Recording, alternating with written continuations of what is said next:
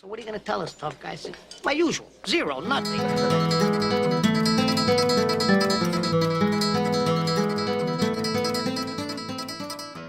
Hey guys, just a friendly reminder before we get into this, don't want to come across the wrong way or anything, just need to remind you that in order to be able to listen to this full episode, you are going to need to show proof of your vaccination certificate. So if you could just shoot that through to my Instagram handle, tyson.popplestone, be greatly appreciated. If you only had your first dose, you're free to listen to the first 30 minutes, but after 30 minutes, things start to get a little bit dangerous. So please make sure you're doing your bit, blah, blah. Oh my God.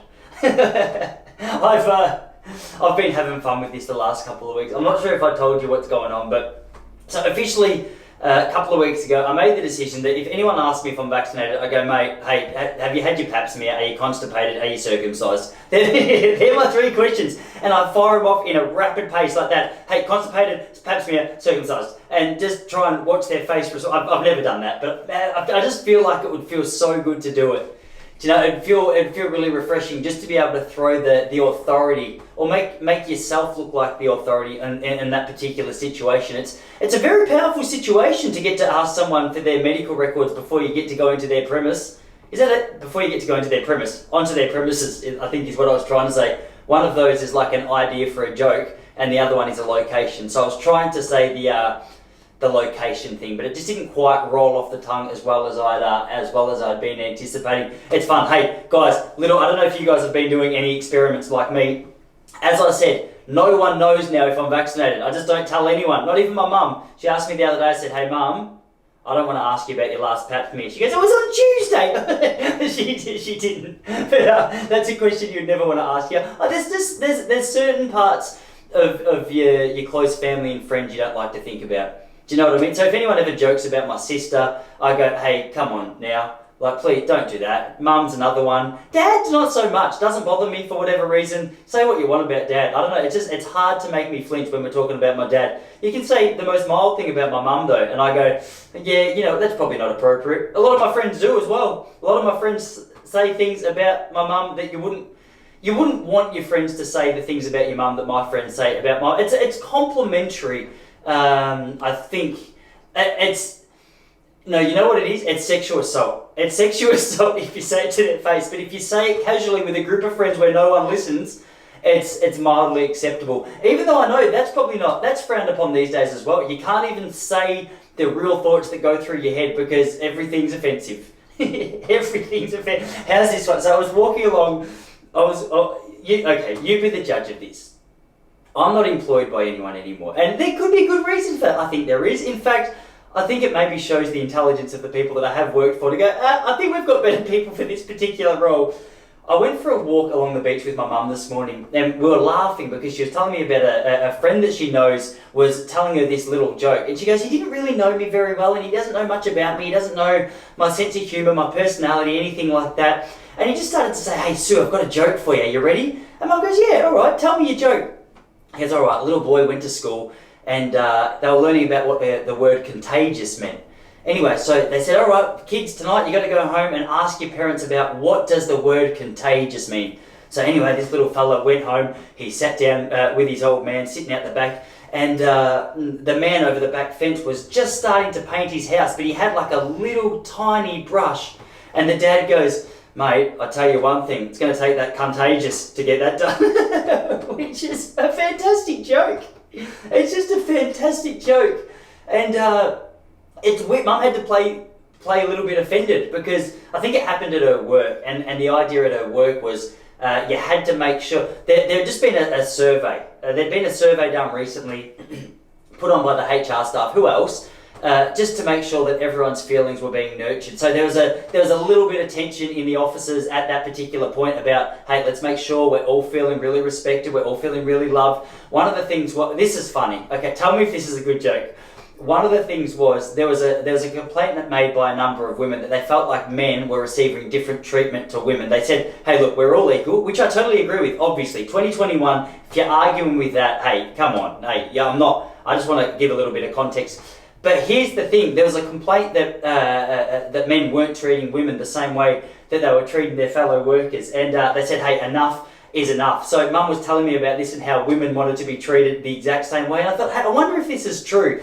So I came home and greeted my wife in the same way that I'd greet one of my mates. I just walked in the door, I go, hello, you fat bitch. It just didn't go down well. So I know we are about equality. We want to treat everyone the same. But my mates who are overweight laugh when I call them a fat bitch. My wife, who's completely healthy, didn't find that funny at all. So there's a line somewhere, is what I'm trying to say. It's just about trying to navigate exactly where that line is. And anyway, I crossed it. I crossed it by a good margin, is what it seems. But I reckon if I just backpedaled for a couple of weeks, I might find that line somewhere. But that's a good joke, isn't it? I'm going to work on that this week because comedy's back up and running, which is fantastic. So I'm getting my, as you can tell, getting my comedy refined, bringing out the best jokes. There's 2 in a minute. We've just started this podcast. I've already brought out 2 bangers. It's going to take that contagious. I hope you're not listening to this at work. Don't show HR, because I'll never get a job where you're working. I don't want one there. And I can say that with confidence because I don't want to work with anyone anymore. I don't like it. I used to hate it when people say, all right guys, it's 1 o'clock. If you need your break, you go have a lunch break. I go, how about I eat when I'm hungry? They go, how about you get a different job? I go, well, all right. I would like to formally apologise. Please pay me out. I'll see myself out. I'll catch you later. But I'm a bad employee. I'm a bad employee. These vaccination things are funny. There's so much power being thrown around at the moment, is how I feel. Probably because I'm dirty about it. But last night, it was date night for me and Jessie. So our rule, both of us have this view that we're not telling anyone whether we're vaccinated or not. But when someone asks, we just say, hey, it's none of your business, essentially. So here's the thing. Look, I understand we got to stop this spread. And I understand maybe in a couple of years I'll look back at my own attitude and go, Tice, you're a bit harsh there. But at the moment, as I said to you last week, if you swap the word vaccination with black or gay, hey, you can't come in here if you're black, you can't come in if you're gay, I get it. There's differences. But I mean, there's a fine line, that little tiptoe towards confusion of, hey, we're on a power trip, you can't come in here because you're not the superior kind of person, you're not in the same class as us. It's not that far away, is it? I hope it's not that far away. New South Wales has got a dead end to it. But anyway, so here's the thing. Super excited because I know there's a heap of places that just aren't asking. They're like, we've been pretty stuffed the last 18 months because of this wanker government saying, oh, unfortunately your business isn't essential. It's just essential. I stand here like a wanker and tell you what's essential every day and get a pay rise through the whole process. So a lot of businesses, rightly so, are sitting there going, mate, please don't tell me when I can, like, who I'm allowed to have in my restaurant, who I'm not allowed to have in my restaurant. But at the same time, there's that little bit of nerves like, all right, but if I don't ask, it's going to be a $110,000 fine. So all they've got to do, I was speaking to a mate the other day, hey, runs a successful business, and he says, look, I'm pretty sure half of my employees have given me fake COVID certificates. He goes, but it's not my job to go and assess and analyse whether or not they're legit. How am I supposed to know this? I've got a Canva account. I know how easy it is to copy and paste. I know how easy it is to create something dodgy. So he goes, as long as I've seen it and as long as I'm happy that it appears to be what they're supposed to have, hey, work away. Because then at least I've got the justification to say, well, okay, I did check, they showed me, then it's on them a little bit. Do you know what I mean? So there's a whole heap. A mate sent me one a couple of weeks ago. I think I told you, hey, Tyson, going to the pub tonight, here's my fake ID. I go, bravo. Sensational. My kind of man. And so anyway, last night we went to a little restaurant not too far away from where we are here in Queenscliff. I walked in with a little bit of extra charm because I didn't want them to check my ID. You know, I didn't want them to say, hey, can I see your medical records? I just wanted to go in and get a little bit of dinner. I was going to tell you what kind of cuisine it was, but I feel like that's going to give it away because there's only limited amounts of this particular kind of cuisine in the area that we're in, all right? In this particular area. All I'm going to say is they served lentil dal and papadums. All right? So that's the kind of, not Sri Lankan, don't be racist. All right? It was I don't know, they do a lot of meditating. There's a lot of Hindus. Oh, it was an Indian restaurant, I'll tell you that much. It was an Indian restaurant, but I won't tell you which one because there's 4 of them. There's 4 of them. All right, this one's next to the car park. No, just stop. Anyway, they did the right thing, so they're not going to get in trouble. Jesse and I walked in. The little waitress came out. Hey guys, welcome to our restaurant. Blah blah blah. Just the 2 of you. Hey, we're fully booked, but you can come and sit. We can sit in this table for a couple of minutes. Beautiful, beautiful. Sit down. Got the menus. Got our drinks. Perfect. What a start to the night. Me and Jesse are high-fiving each other, going, "This is unreal. This is you can stick your vaccine passport up your ass because we're here to eat papadums and a little bit of a lentil dal. I got lentil dal. Jessie gets like she goes something a little bit more exquisite. But lentil dal for me, it's like a good vegetarian serve of protein, nice serve of carbohydrate, quite filling, very tasty. What a combination! That's what I say. That's all I'm looking for in my food. Just a little bit of fuel. I'm registering my calories in MyFitnessPal at the moment, so I could see that there's a good amount of protein, good amount of carbs, good amount of calories, and I just feel good doing it. So we sat down, we started taking selfies, going, babe, we're back. This is a bullshit rule. They don't follow it. How fantastic is this? Me and you, we got this covered. Stuff your rules. Get stuff. We got a little bit too cocky. Because the owner of the restaurant came back over to us. He's like, guys, can I take your order? We go, yeah, beautiful. I'll get the lentil dal. Jessie got her fancy little meal. We were high-fiving. Lovely guy. And one of us said, hey, you know what I love about this restaurant? Not only does the food smell amazing, I love that you're not checking our medical records. And the guy goes, oh, what do you mean? She goes, you know this stupid vaccination pass that's going around at the moment? This is ridiculous. How dumb is it? We'd never eat at a restaurant like that. The guy goes, oh, you didn't get checked at the door? We go, no, we didn't. He goes, oh, sorry guys. Did you scan in? I didn't have my phone on me because I'm me, and I don't take my phone anyway. Jessie had hers on her, and we had to play the fake. Like, oh, here's the rule. Even if we have a fake one on our phones, we may not. Yeah, you know what I mean? We may not. I'm not gonna tell you because it'll get me in trouble. But we may not. So even if we have that on our phone, I'm not using that to support a business now. So my little rule is, okay, well, if you're gonna play by this dumb rule, I'm not gonna support your business. I'm not doing takeaway. I'm not eating in. But Jessie, much more lovely than me, she said, all right, well, I've got. She started just doing that. You know when you're pretending to find something? She goes, oh no, babe, I've lost it. And I'm halfway at the restaurant because I knew what was going on. I'd seen this game before, and then she started to explain to me, oh babe, okay, so you need your certificate, blah blah blah. We left. This always happens with us with date night as well. Whenever we organise a nice date night, like whenever we get excited about a date night, whenever we're really looking forward just to going out, we've had the day to plan for it, think about it, talk about it, come up with a bit of an idea about what we want it to look like, where we want it to go. It's always shit. Our best dates are the spontaneous ones where you walk past a coffee shop, go, babe, you feel like a coffee? And we sit down. She goes, hey, I might get a muffin as well. Hey, why don't we make this lunch? And before you know it, we're just on this natural flow. It's very natural. It's very easy. It's just we're flowing along. Whenever we start to get too organised, it starts to get a little bit sketchy. For whatever, maybe there's too much pressure. There's too much pressure for a nice, relaxed dinner when it's like that. So we just go, all right.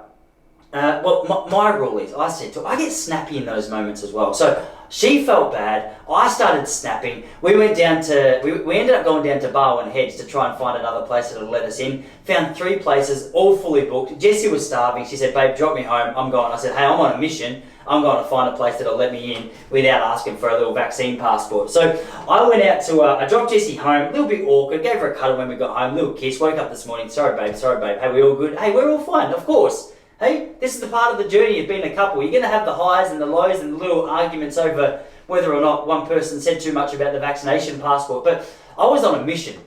So I drove back to the town that we were in, Ocean Grove it was, but I'm not going to tell you what the restaurant was, alright, because I don't want to get in trouble. Different part of Asia this time, not Japanese, rhymes with Siamese. Went to a little Chinese restaurant, walked in by myself, and the absolute legend at the door said, hello sir, how can I help? And I said, mate, just a table for 1 please. I just wanted to get a little bit of dinner.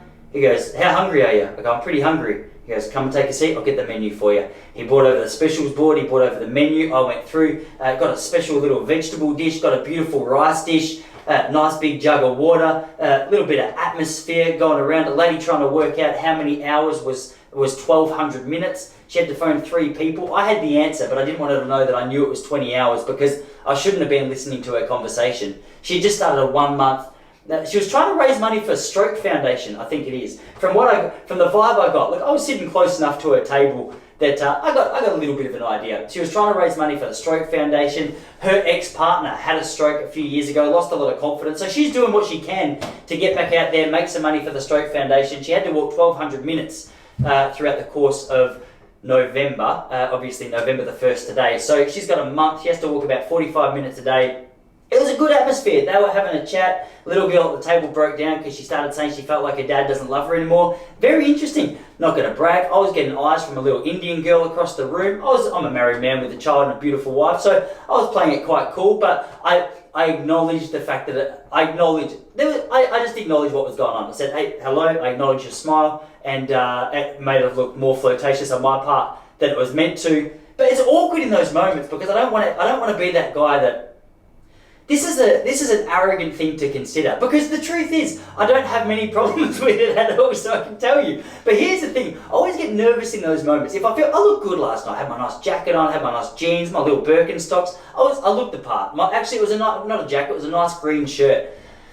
And I was sitting there, she was facing me, and I just noticed her having a little look at the old Popplestone, his hair slicked back, looking pretty good. So I gave a little friendly nod. I get awkward though, because I think in that moment, is she expecting me to go up? Like, I don't want to be that guy that looks like I'm a dodgy husband, because the truth is, I'm not that kind of guy. I'd never cheat on my wife, I'd never do anything like that. But I also don't want this girl to feel like I don't appreciate her. You know what I mean? Like I didn't see any wedding ring on her finger. She might have been single and think, hey, maybe this is my moment to meet. Maybe I had food stuck on my mouth and she's thinking, this is so embarrassing. The guy's looking at me, he's got rice stuck in his nose. That's probably actually what it was. The bloody little Indian chick. I thought I was getting checked out and I was justifying in my mind. I literally came up with a story about how I would speak to her if she came up to me and said, hey, is there any chance I could grab your number? I was thinking, hey, you know what, you're a beautiful girl. If I was single, I'd 100% say, hey, give me your number, let's just see what happens. This is where I got to in my head, and I was trying to just politely turn her down in my mind. Turns out it was the one and only time she looked at me throughout the whole night. My whole justification as to why I couldn't go out with her on this hypothetical date, it never needed to eventuate. But that's a sign of confidence in a man, isn't it? When he's trying to come up with a reason to turn down a beautiful woman. I thought that was funny. Actually, I didn't think about it until now. Just as I started telling you, I realised it was a bit funny. But at the time, it seemed perfectly legitimate. So anyway, I got my little special rice. I got my little special meal. I had a nice jug of water. Went home with high spirits, because it's nice to know that not every place is standing up to these ridiculous standards. Like, they've got the signs on the door, which is good. So hey, if you're in the same boat as me and you're a little bit hesitant, whether you're vaxxed or not, I don't care, but whether you're hesitant about showing your vaccine passport, I encourage you guys, for what it's worth, I encourage you guys to support businesses who don't ask the question. Because the truth is, they've been snacked for 18 months, and now they've been told to put an extra person at the door to check the vaccine passports. Do you know how awkward it is for a 16-year-old girl to ask a 34-year-old bloke if she can see his vaccine passport? It's just uncomfortable for everyone. All right, go to a different place. There's plenty around. I went to an Indian restaurant before this. I did get turned down once, actually. I got turned. We went to 2 Indian restaurants. I've given away 2 of the 4. This one was, I can tell these again because it was like Tandoori or something, across the road from Kiosk here in Ocean Grove. And went in, beautiful little place. I thought, these guys aren't going to care, surely. Walked in, I said, hello there, just driving past, table for 1, a little bit of lentil dal if that's possible. She goes, of course, here's your table, do you mind if I see your vaccine passport? I said, oh.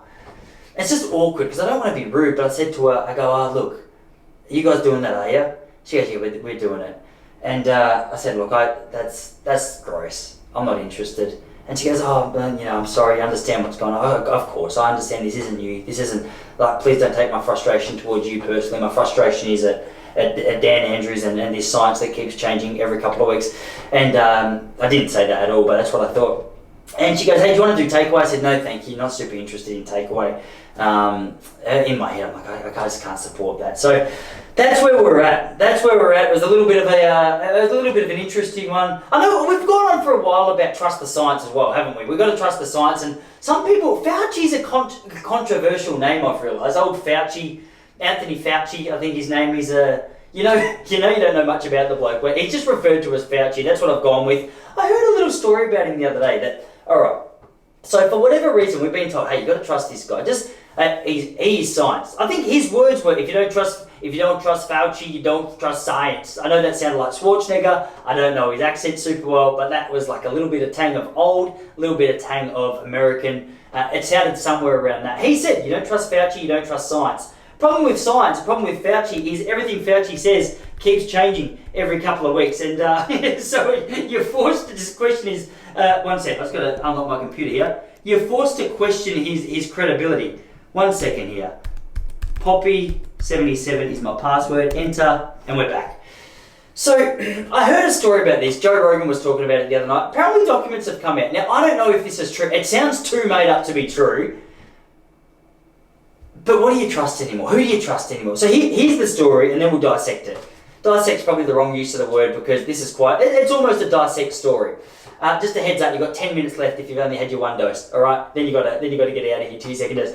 Apparently he is a part of some funding, like there's some research, I don't know what it is, but there's a kind of research where dogs are tied with their head stuck in a cage, and then there's like these, I think it's a honeybee or a blowfly, so the dogs can't escape, and then all of a sudden the blowflies start eating around their eyes, start eating around their nose. These dogs are alive, just copping it sweet for however long. I don't know why I'm telling you this story, but I heard it the other day. It's really imprinted itself on my mind, and as a result, it's made me quite uncomfortable. How does a bloke like Fauci stay confident through this time as well? Because I see even mainstream media starting to turn on him a little bit. I've seen a couple of question marks being raised, a couple of red flags being waved, a couple of people you would expect to be on his team start to go, "Hey, Fauci, is this all true? Is everything you're telling us the truth?" I just don't know anymore. I feel like you're making a lot of stuff up, and you keep getting. Remember when you said masks didn't matter?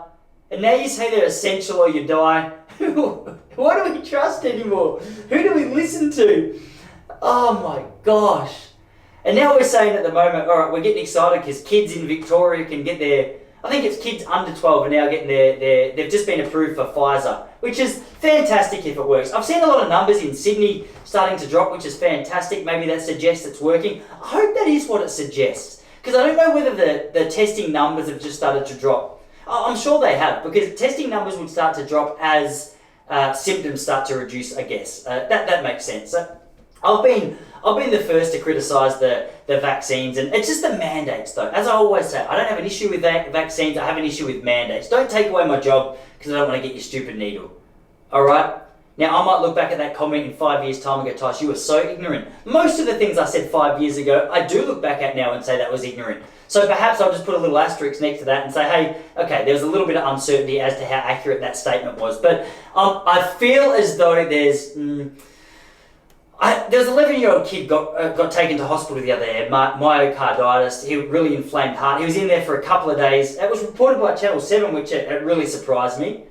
That really surprised me. You don't expect to see that kind of stuff from Channel 7, do you? You expect to see the mainstream narrative just being supported by an organisation like Channel 7. But these guys were out and about. They were saying, the craziest thing was, despite how serious this myocarditis was, despite how inflamed this kid's heart was, how dangerous it was, what he was going through, his dad was like, no, but we still plan to get his second dose.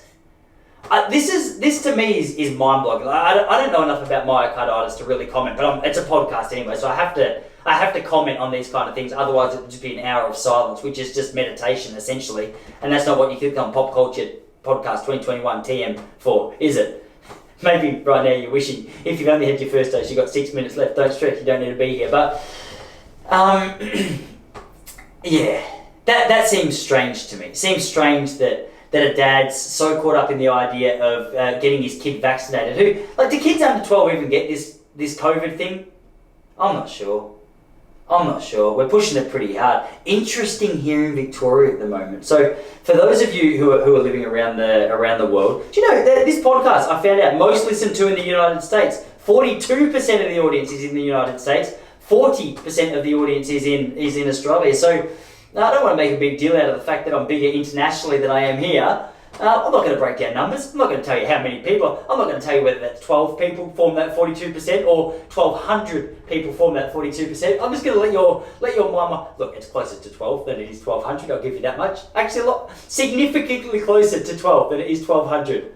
You can almost not compare the two. That's how far away I am from 1,200 for these episodes. But you know, that's nothing to brag about. I'm going to edit that part out because you guys all thought this was just a massive international hit podcast. Takes a drop in the UK though, just 6%. All right, and then there's a couple in Vietnam and stuff as well. But sorry, if you are not from Victoria or Australia, here's our situation. We have it still feels slightly too early to call him tyrannical. For a lot of people, actually. He's not a tyrant in the sense of like Joseph Stalin or Mao or who else? Pol Pot. Pol Pot, he looks so cute with his little glasses as well. This is the problem with Dan Andrews. He's dorky looking guy. He's got big ears. He looks a bit clumsy. He's vicious though. He's a dodgy, vicious. I don't know if this is true. These are just the vibes I get from the legislation that I'm seeing being put through. So in Victoria at the moment, we're about to end a time which is called, it's like a, what's it called? Pandemic emergency. It's like a, I forgot what it's called.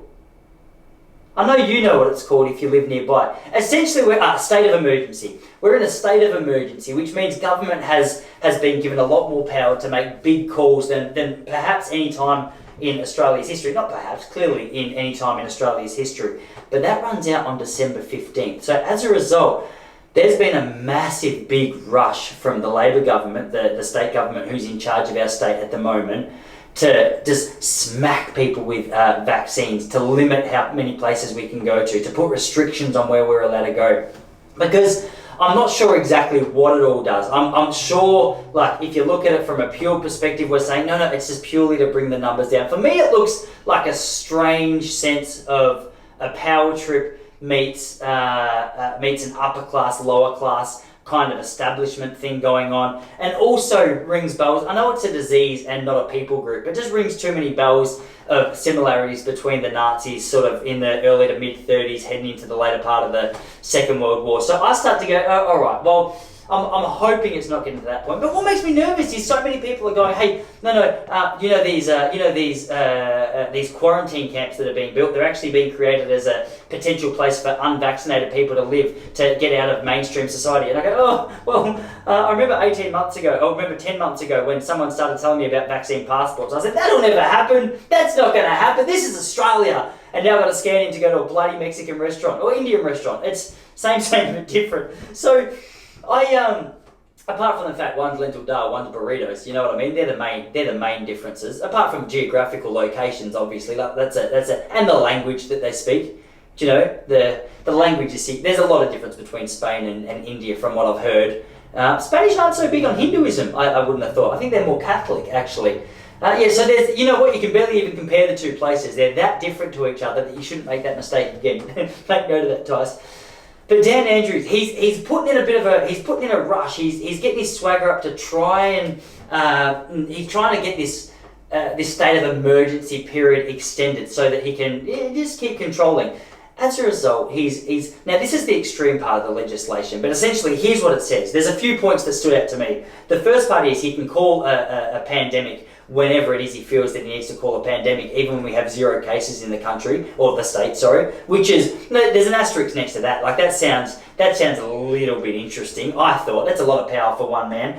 The second thing is he can give out up to 90,000 Aussie dollar fines for anyone who's not wearing a mask or anyone who breaks their general health advice, which is it's a little bit sketchy, especially considering I genuinely don't know what the health advice is right now. But here's the thing, people hear me say that and they go, oh, Tyson, well, maybe you just need to get up to date with the facts. Maybe you start listening a little bit more to what they're... Here's the thing, they don't understand the health advice either.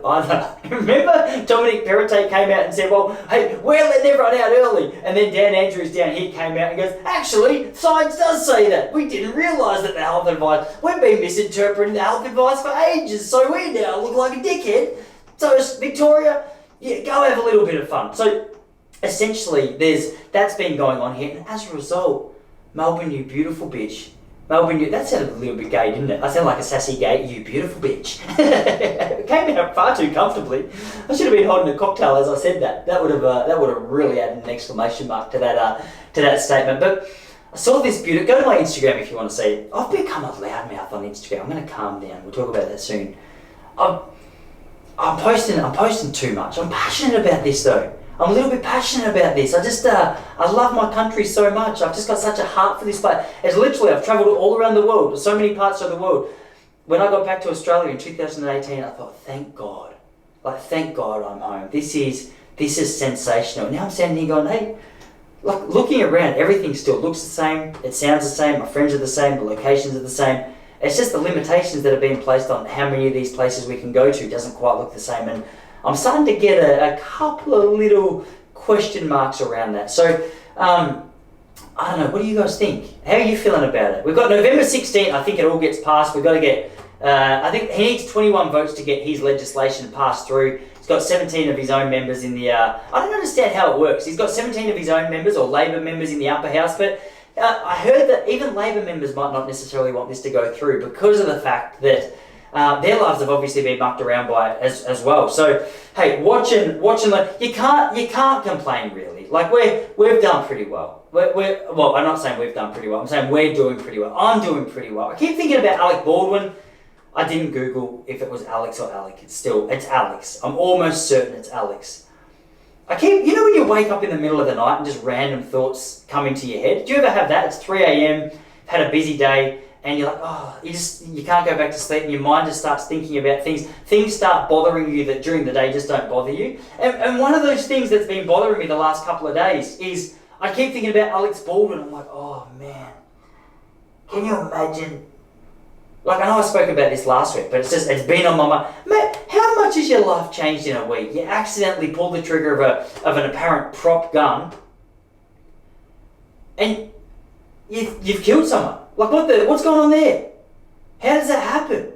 And then you've got to try and wake up and get on with your day, and that's a big weight to carry around on your shoulders. Now, obviously, with an accident, it makes it so much easier to bear. I imagine, like if you just got angry and killed someone, I feel like the next morning that would be way harder to live with than maybe not the next morning. Let's say a month later or 5 years later. Surely a deliberate murder is so much harder to handle if you regret it than an accidental manslaughter thing. But man, I saw this footage of him and his wife in some little private bar the other day. He looked like a broken man. He looked pretty flat. Now, granted, he was just trying to have some downtime with his wife, and he's probably tired. I don't know what time it was. I'm guessing it probably would have been late because paparazzi don't care about what time it is, though, do they? They're happy just to get out and just get the photos they need to get. But I was looking at his face in there. He looked tired. His hair wasn't slicked back. He just looked flat, the poor bastard.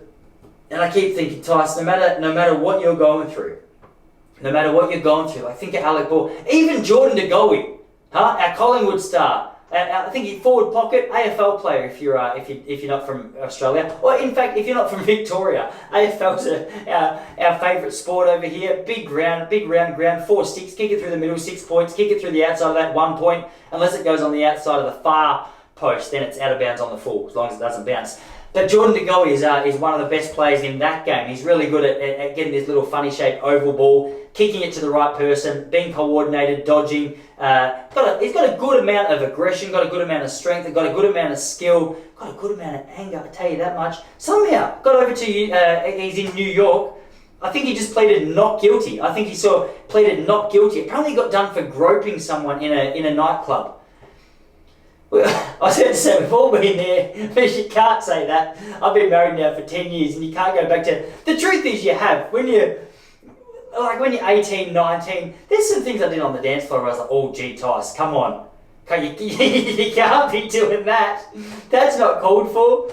I'm pretty sure it was never verbal, but like even in 2006, verbal permission wasn't the kind of permission. It was more a look in the eye. It was more a dance move that said, hey, I'm into that. If the twerk was getting quite serious and there was quite a lot of pressure coming in towards your hip area, it sort of gave you a little bit of a green light to go, okay, we're on. It's party time. It's party time. That's so hands start to wander, which is it's not bragging. It's just reflecting on the past. I'm not saying I'm stoked with but mind you, some of the moves that I had back in the day were pretty impressive. I'm not going to lie. I figured out how to do that thing where you sort of pivot your feet like this and look like you're sliding across the ground. That was one of my best moves. Problem with me, I think my major limiting factor in the dance club is that's a classic sign that you're probably not a nightclub boy. When you start to refer to the nightclub as a dance club, like that raises a few questions. You go, oh, okay, well surely he wasn't as on his game as what he's making it sound. And the truth, like if that's what you're thinking, you're correct. You're 100% correct. But I sort of didn't want to go too far down because you didn't know me then, so I can paint a picture of what I was like back then. And if I say it with enough confidence, perhaps you might believe me. But I've got clear memories of seeing a girl there that I was half interested in, and I went up to her and I go, "Hey, can I get you a drink?" She goes, "No thanks, I'm fine." I was like, "Oh, gee, bloody hell, that's a brutal turn down, isn't it?" So I always thought, no, don't take no for an answer. So I just started saying, "God, please let me, please get me. I really want to buy you a drink." So, "Oh man, okay. If you're like, will you leave me alone if I get you a drink?" That's because they're not after a drink as much as they're after the attention, isn't that true? And there was, I remember another time, same place, in Traralgon actually, Gippsland. You know, like if you're putting out your best moves in Gippsland and you think you're doing it with an amount of confidence and you keep getting turned down, you're doing something wrong because there's not a whole heap of option. There's not much variety in Gippsland. There's a lot of teeth missing amongst people my age, even when you are 19.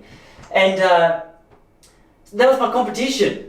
And the competition seemed to be doing better than what I was. And my dad had a reputation. He's a Traralgon boy. He's a good-looking unit. He played Traralgon Football Club, number 10, best and fairest. He had a bit of a reputation, maybe too good down there. So people heard the name Popplestone in Gippsland and say, "Hey, this guy's got game." Then they see me almost on my knees begging to buy this chick a drink. They go, "Come on. What's it? Don't make me tell your dad." Don't make me tell your dad what's going on here. But that was the competition I was dealing with. Jordan De Goey, good-looking guy. In my opinion, he's got that alpha male look. A lot of my friends have got that alpha thing going on. There's a few leaders of the pack. Dan Wilson, I know he listens to this podcast. He's the leader of the pack. I follow him. If he says we're going to this club, I go, "You know what? 100% we are." If he says I was joking, I was like, "Man, I knew you were joking. 100% I knew you were joking." That's why I wanted to go to a different club. Because what did you want to do? And he would say the question, no, "Hey, Tots, what do you want to do?" I go, "Man, hey, this isn't about me, bro. What's your decision?" He goes, "Let's just go get a coffee." I go, 100%, this is what I'm saying, man. He goes, "Tots, it's 12 o'clock. It's too late for a coffee." I go, "Bro, I'm really look, the truth is you're the alpha in my eyes. Just tell me where we're going. I'm coming with you." All right, you take the lead. Clear the path. All right, I'll just come along here like a little... All right, you can be the pit bull, I'll be the Jack Russell. I don't care, as long as we're hanging out. That's what I'm saying. So Jordan De Goey pleaded not guilty. Questionable though, looking dodgy from Collingwood perspective. Is Collingwood over here? So that's the football club that he plays with here in Victoria.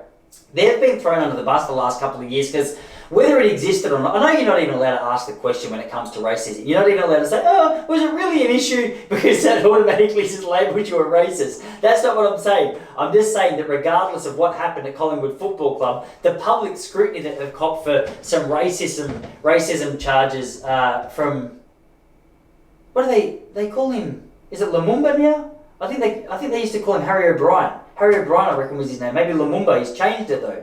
He's changed it to like a tribal name, I'm pretty sure. So there's a little bit of question marks going on about what was going on with Lumumba back in the day and the racism that was or wasn't happening there. People have been stood down, boards have been changed. Collingwood's performance has been rubbish, their coach has changed. So if some guy's grabbing some chick or guy, I don't know who he's groping. Maybe he's gone for there's actually some footy. He's a groper. He's a groper as well. All you got to do, have a look at type in Jordan De Goey. Watch this going around on Channel 7.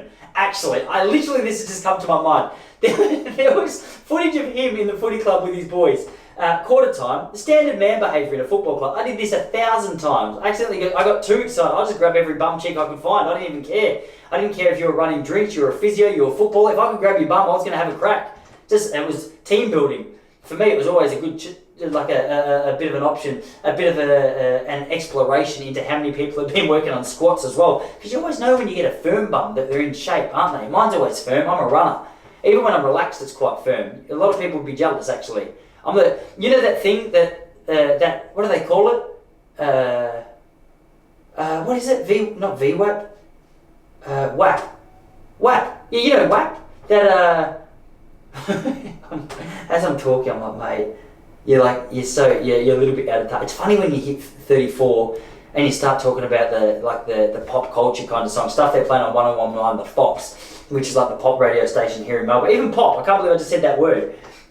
When I'm referring to the podcast is pop culture, you know what I mean? Like maybe it's just a subtle reference to that. But you start saying some things like dance club. You start saying some things like pop music. You start saying some things like I don't know, there's a lot that I'm saying that doesn't make a whole heap of sense, so maybe we should just continue. But Channel 7 will be flying that footage around because he was a groper in the footy club. There was always a huddle and there was always a De Goey hand. It's part of his nature a little bit. So I'd be interested to see whether or not he uses that as evidence to say, "Oh, come on, excuse me, is that going to help it? Mate, how's this?" So in some cultures, So seriously, I think it's Colombian. I think it's the Colombian. What's that? What's the that South American kind of? I'm not sure if it's all South America or just certain parts of it. There's a kind of dance. Watch this on YouTube, and the guys dance around, and they're literally trying to grab the ladies' bits.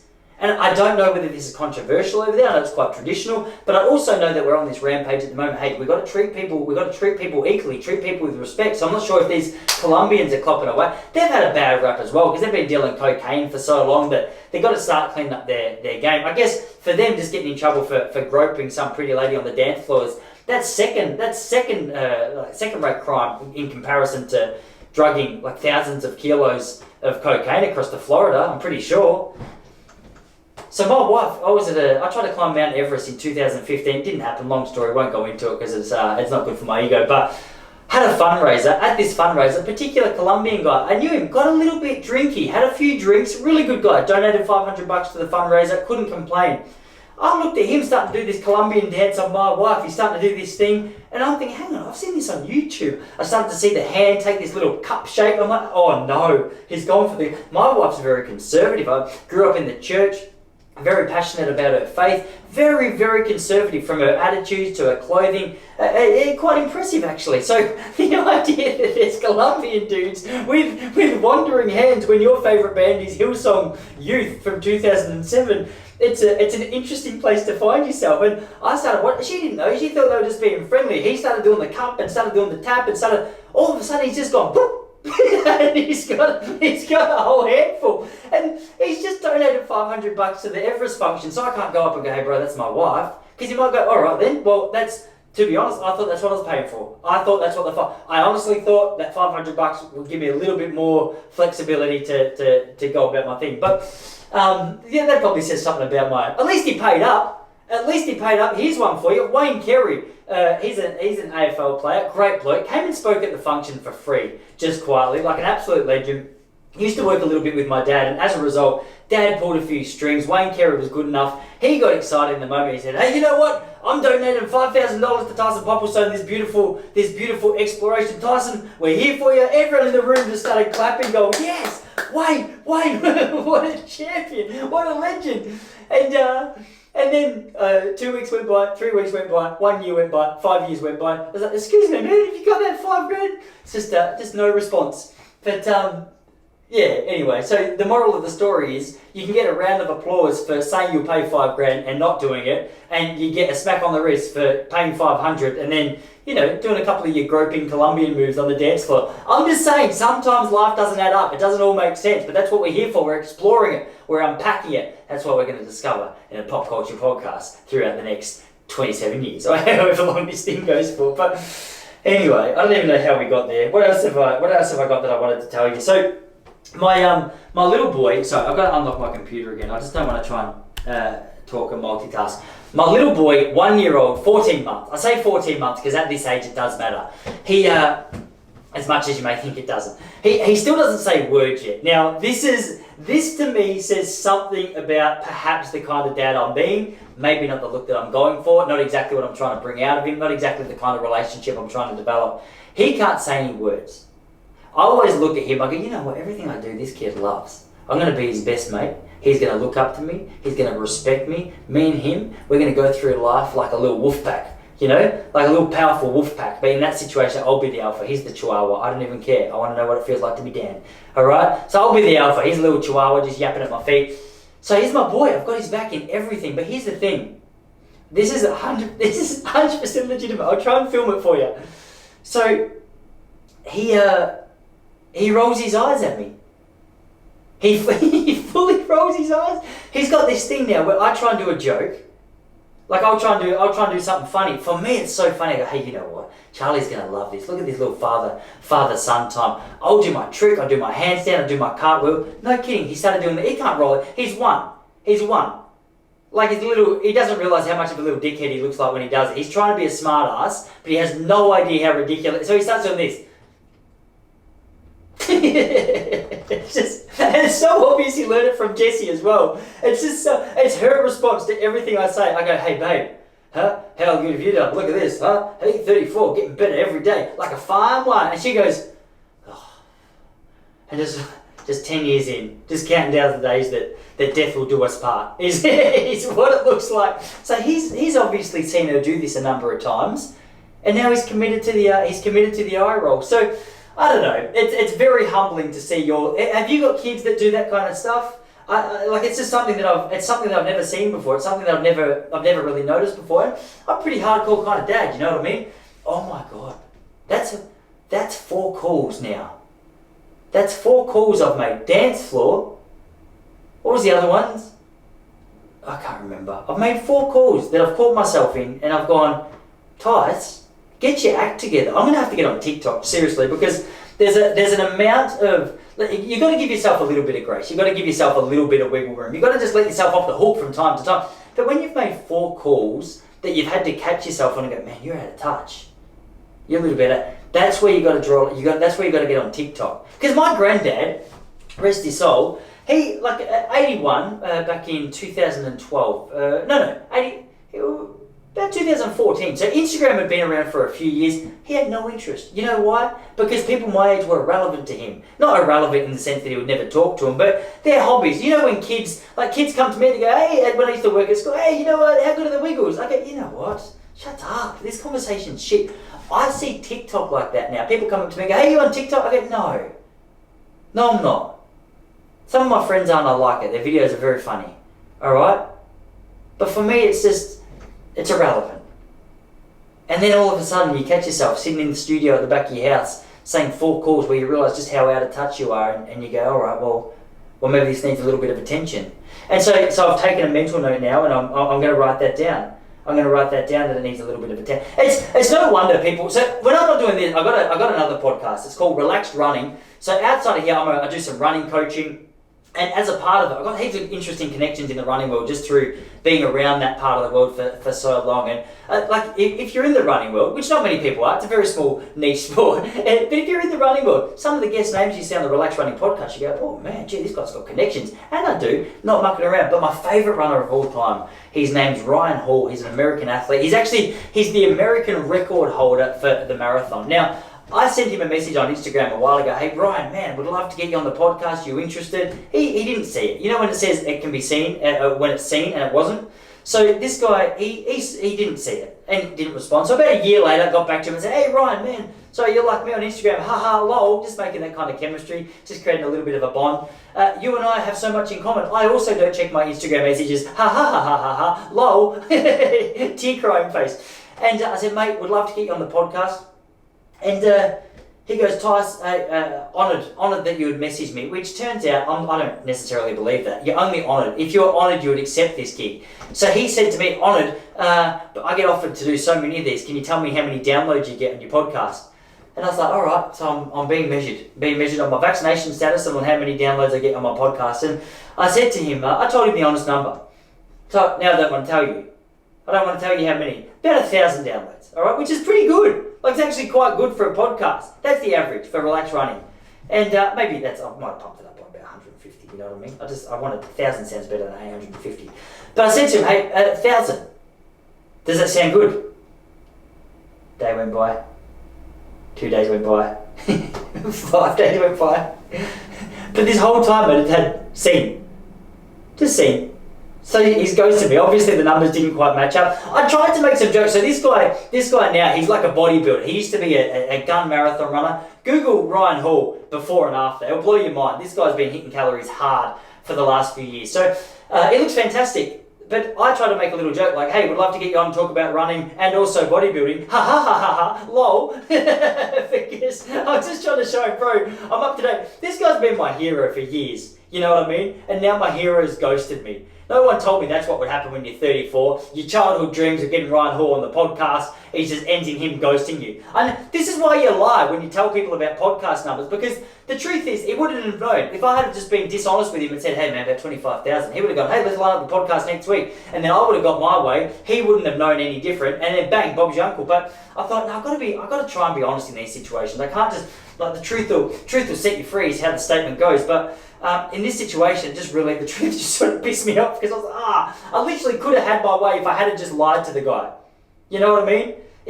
That's what the saying is, isn't it? If you want to get your way, just lie until you do. It's not a saying. It's not a saying. But the worst one I had though, so Google this guy. His name's Nick Simmons. He's got a massive following on YouTube now. He does all these funny YouTube prank videos, and he was a great runner. He's run, for those of you who care, he's a 1:42 800 meter runner. He ran in I think it was one Olympic final, but he's like a 6-time US 800 meter champion. So I sent him a voice message. You know how you can do those little voice messages on Instagram where you go, hey man, that's how I started. So I messaged him. It's like, hey Nick, hey, the first one I had ever done. I didn't know when you let the finger, when your finger off the button, it would just send the message automatically. So I sent this message and I was like, hey Nick, how you going? And then I got tongue tied. And you know, because I thought it was just between myself and I started going, and then I took my finger off the message sent. So I've sent a message to Nick Simmons going, hey Nick, we'd love to get you on the podcast. And immediately it said scene. And I wrote, oh, right, this is good, this will get us off to a good start. So I wrote back, ha ha ha ha ha, man, so sorry, didn't realise when I took my finger off the button, it just sent through, scene. No response. Man, you getting this? Scene. No. So the thing is, I've been ghosted. I'm being ghosted. So guys, if you can help me with my personality, it'd be greatly appreciated. There's a lot of work it needs apparently. Jessie tells me constantly I'm starting to catch a few things in myself that makes me question. So anyway, watch this space, man. I'm going to get cooler every week. Can't you tell? That's what this stubble's about. This is me just taking one step towards cool. I looked at this guy. This is actually a sad story. I don't want to finish the podcast on a sad note, but. How's this? Have you heard of a guy called Chumpy?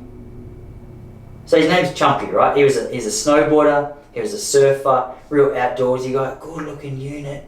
Oh my god, good looking unit. His Instagram's still up. Type in Chumpy. Tell me he's not good looking. But my mum came here over the weekend. She said, hey Tosh, you heard of this guy called Chumpy? I go, no, tell me about it. She goes, well, he passed away last year. I was like, this is a shit start to a story, Mum. This is this is horrible. And she goes, so what happened? I think he died he might have been spearfishing or surfing last year, June, and something happened. Poor bugger, young fella died, and anyway, his wife was obviously devastated, or his girlfriend was devastated. The parents of Chumpy, the wife or the girlfriend of Chumpy, went to court, said, hey, look, while he's still in relatively okay condition, do you mind if we get some sperm out of him and I try and get pregnant, like let his spirit live on a little bit, let his genes live on. Anyway, the judge approved it. This chick, his girlfriend, got pregnant, gave birth to him just a couple of months ago, and posting all these beautiful stories about. And then I started to get emotional because I went to Chumpy's page, and all these people are commenting saying, hey, congratulations, Dad. Like, man, hey, congrats on being a father. Like, I've got a little kid now, I've got my little family. How intense is that story? But I also, it had me in two minds. I'm like, is that all right to do? Like, that's a weird situation to be in, isn't it? The bloke's passed away, then we go down, we get his sperm, impregnate your girl. I personally like it. Like, if Jessie, my wife, wanted to do that, I'd be happy. I'd be more than happy for that to happen. But the fact that it can happen, you know, that's I didn't even know that was possible. I've heard stories about IVF and how difficult it is to get pregnant. Obviously, this has got to do more with eggs and sperm and stuff like that. Obviously, Chumpy and his girlfriend, they had some powerful thing going on.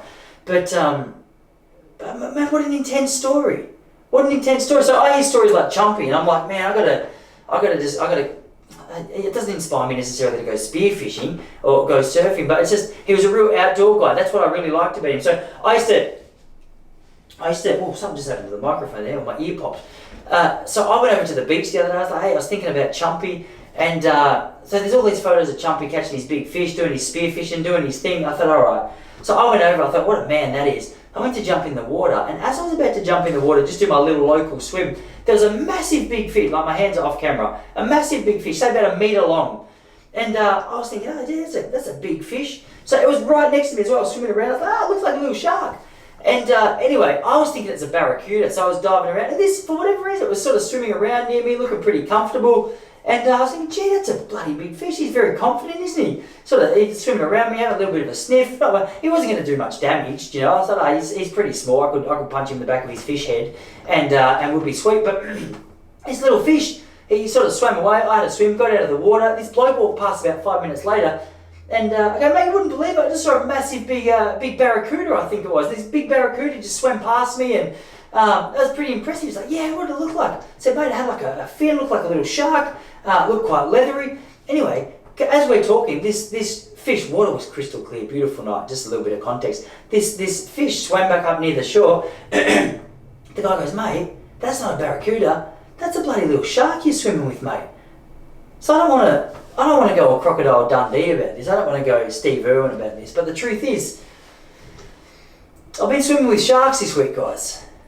I had to swim with a shark, you know. People say at times, there's moments in your life where your life flashes before your eyes. You see a little shark and you're swimming next to you and you just keep swimming because you're a hero. You think it's a barracuda. You think its teeth won't hurt. I don't know where that story's going. But that's what I want to do. I got out of the water and there's a little coffee shop. Remember that one I told you about a couple of weeks ago? The guy, he won't do oat milk flat whites unless I take my oat milk, which I think's hilarious. Anyway, I went in there the other day. Don't usually go there. Usually go to a shop a couple of doors up. That one a couple of doors up. They were suffering from a power outage. Like 2 days later, still copped it sweet from this power outage. So I went into Pasquini's, said, hey guys, love to get my little coffee. Get 2 egg and bacon rolls, one for my mother, or one for my mum, one for my wife. Not stoked with their food choices, but it was early on a Sunday morning, so you got to do what you got to do. So I got that. Then all of a sudden, the guy behind the counter, he goes to me, hey mate, just want to let you know that RT Edgar, the real estate agent, look how perfectly this is worked. I've just realised I've bloody been sucker punched. Anyway, they said this one, so next door to them is a real estate agent named RT Edgar. RT Edgar had put $500 on the tab, and they said, hey, just tell everyone that we paid for their coffee. So RT Edgar, a lot of real estate here, a lot of expensive real estate here. They obviously want to get dibs. They want to get monopoly. They want to try and get their commissions and stuff through house sales. So they're trying to say, hey, we'll buy your coffee. Just come buy a house off us. So it left a cool little feeling. I was like, oh, thank God, I just saved myself $20, probably 24. Expensive coffees at Pasquini's, but what are you going to do? It's a tourist location.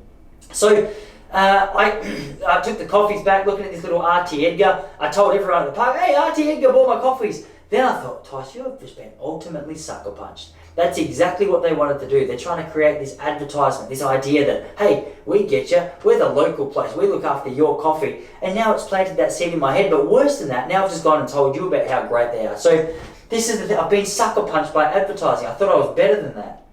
But I'm not better than that. And I've just caught myself. I've just caught myself not being better than that. Which is not great. Not great. I'm making a bigger deal out of it than it needs to be, but I'm also just looking over the notes of the last thing that I wanted to tell you guys for the day before I get out of here. And that last thing is I'm in the process of trying to get to 80 kilos in weight. Did I tell you I went to the gym a few weeks ago? 77 I weighed in at, 76.5, which is too light.